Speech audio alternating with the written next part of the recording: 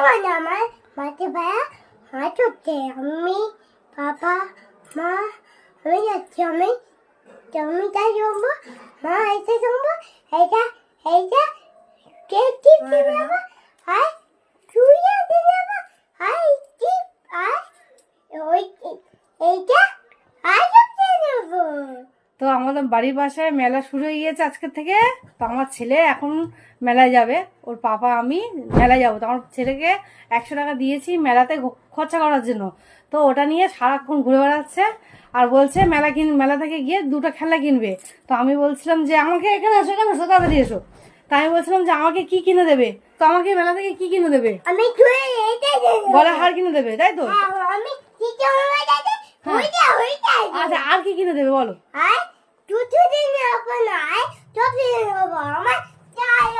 তো দেখেছো আমার চুড়ি,